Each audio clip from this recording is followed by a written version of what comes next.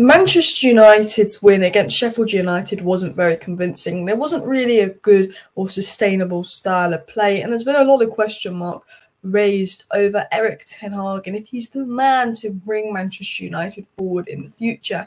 And in today's video, I'm going to delve into Ten Hag's 5-step plan to turn around Manchester United, some positive things that I've picked up, some things that's massively going to change with players returning from injury, and delving into why we don't need to be super worried about Erik Ten Hag and that there's bigger problems at Manchester United. And I think, first of all, one of the main things that can highlight how good Ten Hag is, because people say, oh, we won the Eredivisie, anyone would win the Eredivisie at Ajax, is the fact that Ajax didn't win the Eredivisie for 5 years. Ten Hag comes in, wins it 4 years in a row.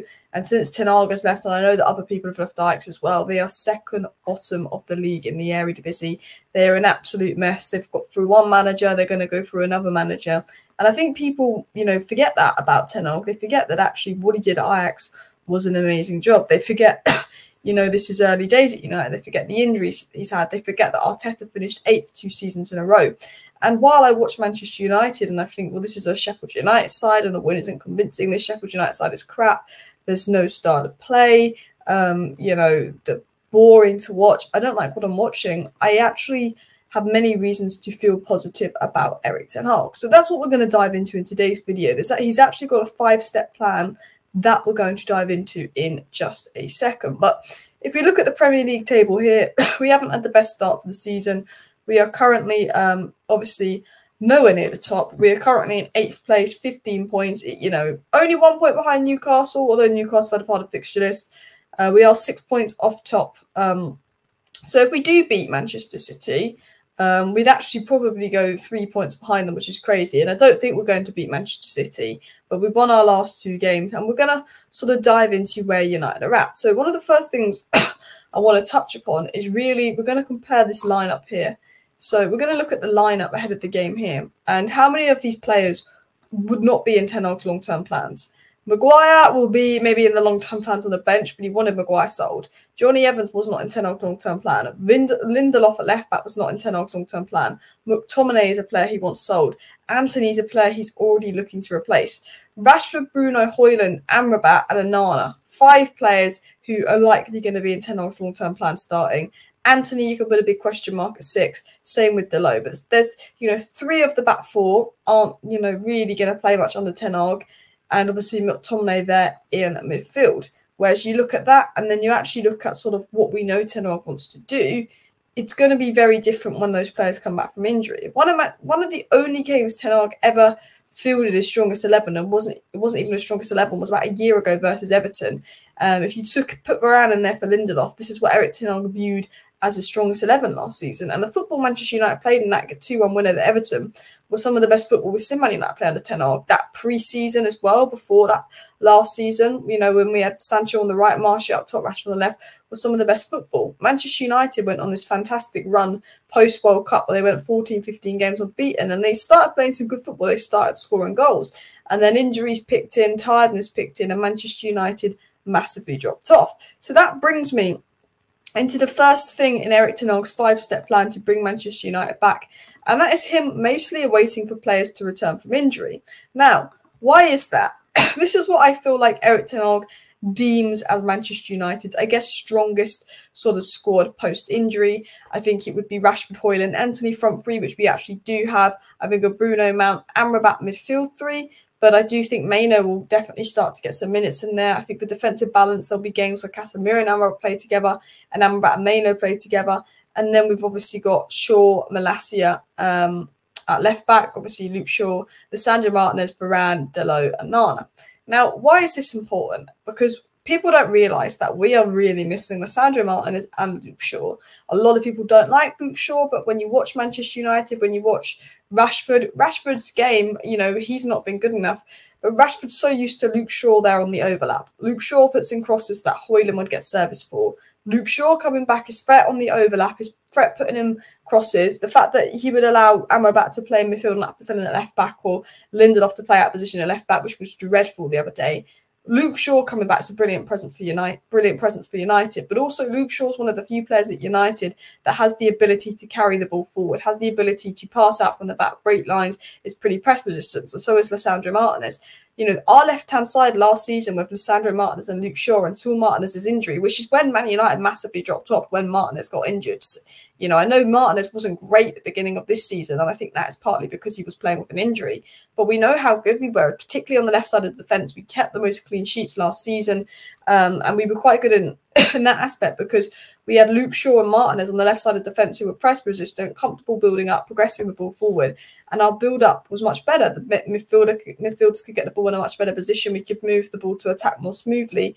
And it was harder for opponents against us. We massively missed their presence there. So I think those two returning can instantly boost United. But always a better team when Varane plays.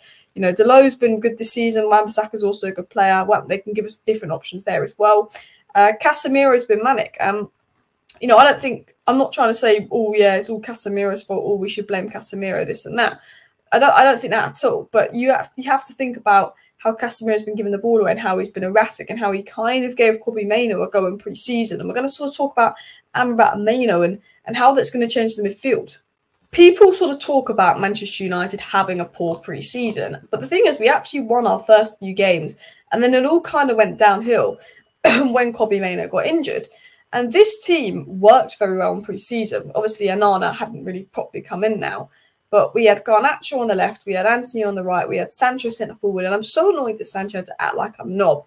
Because I think him on the right or him on the centre forward, I had a feeling he would have had a good season. And I don't know why I just couldn't do a Maguire, except he's on the bench and get on with it. Because I think Sancho would probably be playing over Anthony right now if he'd have kept quiet. But you saw, you know, we saw Luke Shaw and Lisandro Martinez on the left side of the defence with Varane and Wan-Bissaka, which you could argue is our best back four. You know, we saw Mount, Mainoo and Fernandes, and Bruno was brilliant in that game. Kobbie Mainoo was brilliant in that game. Even Mount looked promising. You know, they destroyed Declan Rice in midfield. You had Garnacho on the left, Ante on the right, and Sancho in the middle. And that was one of the best work that United played. Now, I think if you obviously replace Sancho with Højlund, Manchester United can kind of actually recreate that this season. I think that this is what Ten Hag was looking to build. And I actually think it worked against, arguably, you know, I guess Havertz didn't really bring the balance to the Arsenal midfield. But this was something that worked very, very positive, which is what's going to bring me back to sort of what Ten Hag's plan is. And I think that Mainoo, although he's been injured, could have a bigger role than we think because he actually allowed Mount, Bruno to kind of balance in that midfield. Mount kind of came in and covered the left sort of defensive space quite deep, covered a lot of ground. Mainoo was there to drop deep between the centre-backs to add some more balance in the defence, but also pick up the ball and progress it. And Bruno was given this free role because of sort of Kobbie Mainoo's technical brilliance. And it sounds crazy because I feel like we're so like reliant and we put so much hope on Kobbie Mainoo this season because it's been so bad and because we watched so on pre-season. But we know with Amrabat and we know with Kobbie Mainoo and they could play together.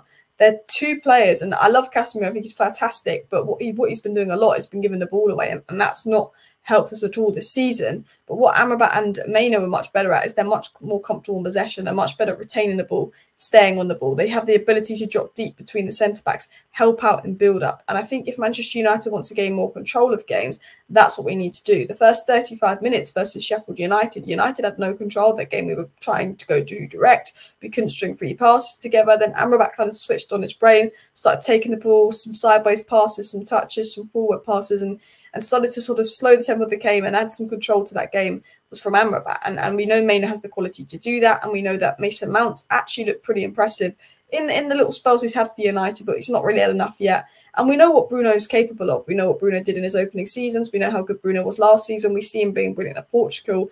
At United, he needs to fix it up. He's giving the ball away. He's being silly. He's being rash. Bruno needs to massively fix it up at United, but we know what he's capable of. We know the qualities that Bruno's capable of hitting. And I think if we start getting Amrabat and Mainoo in midfield who are better at retaining possession and can break the lines and get the ball to Bruno in better positions, then Bruno's creativity is going to thrive. He's going to have sort of get back to his best. And I think, you know, sort of Mainoo coming in with his potential, Amrabat keeping possession, Mount sort of being played how Ten Hag plans to, Bruno coming in, we're going to see changes to United. Rashford, we know what he's capable of, but he needs to step up. Højlund showed how good he's in build-up and pressing. And then it's a big question mark over sort of Anthony in the right wing, which brings me into step 2 and step 3 of Ten Hag's sort of rebuild plan. Now, Ten Hag is long rebuild plan and plan to get Man United back to the top is he wants to play possession football. That's what Ten Hag wants to do. That's what Ten Hag's tried to do. And every time he's tried to do it, it's not been sustainable. It's not worked because we don't have possession-based players. Mason Mount's not a possession-based player, so there's question marks over why we signed him. Casemiro is not a possession-based player, and unless he's in a team with possession-based midfielders like Kroos and Modric, but he's not. Bruno's not a possession-based player. You know, you have to look at all of those little things. And, you know, for me, one thing where United have sort of gone wrong is, you know, we've got a team where some of them like Bruno and Rashford are much better counter-attacking, and then some of them like Antony are much better in possession. Amrabat much better in possession. Martinez much better in possession. And a big mix and a big problem at United is, you know, you see Newcastle, a team that's really good athletically, really good out of position and works well together and, you know, can get City on the counter-attack and have the athleticism to compete at the top. And then you see Man City have the ability in possession, the technical ability to compete at the top. Manchester United, they don't have either of that. Now, part of Ten Hag's build is a sort of right wing, left centre back, right centre back, CM and DM. Now, obviously, Martinez is seen as the long-term left centre back, but of his injury record, and United looking for a long-term replacement for Varane. United are looking at Todibo. United are looking at Antonio Silva. United are looking at Inacio. If Manchester United get 2 more centre backs in and that they replace Varane and Maguire and they look a lot better on the ball, that's going to give Man United a massive boost going forward. Manchester United actually looking at a physical number 8 like Amadou Onana, or Everton again, the physicality, us on set pieces has been a weakness. That's going to help. Manchester United looking for a long-term Casemiro replacement. We could end up being Amrabat if he's proven good enough. But we know that Casemiro, as good as he is, and as brilliant as he was last season, as amazing as he was for us last season, he's been very erratic this season. And because Casemiro's dropped off, we've dropped off massively because we know how reliant we were on Casemiro last season because when he got that red card, we dropped off. And then when he was playing poor, we were poor. But when Casemiro was good, we were good. You know, we also know he wants a right wing. You see, you look at this team right now, and we get a good right wing in for Antony, who's just not been up to the level. You get another midfielder in that's going to bring a physical presence, cover the ground, match opponents' athleticism, but also someone that's good on the ball. And then you bring in some defenders in that can help break the lines apart. And Martinez maybe natural on the ball. And you know, we look at United and they get the strongest 11 back. I think United are in a better thing. So Erik Ten Hag's waiting for players to return from injury. He wants to bring in more players that are better in possession so he can change his style of play because we're not really playing a style of play under Erik Ten Hag. It's very much hoof it, go long, go direct. That's not what Ten Hag did at Ajax. I don't know why he's doing it at United, but I think it's just because he knows that Højlund, Rashford and Bruno could thrive off that and there are better players and there are players that are capable of changing a game. But we know that he wants those signings to adapt that. We know that he wants to get the Deadwood out and bring in some new people in. But we know for him to do that, number 5, is he's going to need time and structure. I'm not happy with a lot of things I'm seeing under Ten Hag. Some of the subs, some of the favouritism, some of the constantly playing the same players. It massively needs to change. But he's got rid of some of the troublemakers like Sancho, like Ronaldo in the dressing room. We saw last season he was willing to take the worst ever United side on a Ragnar Cannoli to 3rd place in a trophy. We've seen what he's capable of when, you know, his players that he played were performing and all of that. We've seen how good he was at Ajax and how Ajax are falling apart. We know Ten Hag's capabilities. We've some proof within his first season at United, 3rd in a trophy after, you know, how awful we were the season before, most clean sheets. We know that Man United had the most injuries, off the field issues and distractions. We know he wasn't fully backed with getting the centre-back he wants.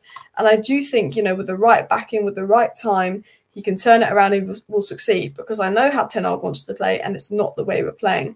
And he has to kind of adapt the way he's playing because of the injuries, because of the players we didn't sign. But I think things will look up under Ten Hag. Let me know your thoughts down below, but I wanted to make a positive video. There's not really much news. I don't want to make a repetitive news video again. I kind of wanted to be positive about Ten Hag and why I think, you know what, let's back the manager. Let's give him time. Fergie wasn't successful in his first few seasons at United. You know, he probably wasn't playing great stuff. It's about time. It's about knowing the manager, trusting the manager, you know, how our board is slow, how rebuilds are slow, and going, you know what, when this player comes back from injury, we'll be able to do this. Now, I need to see more from Ten Hag. I need to see something that convinces me that, you know, he's going to do something when he gets the players. But anyway, smash a like, smash a subscribe. See you next time. Bye.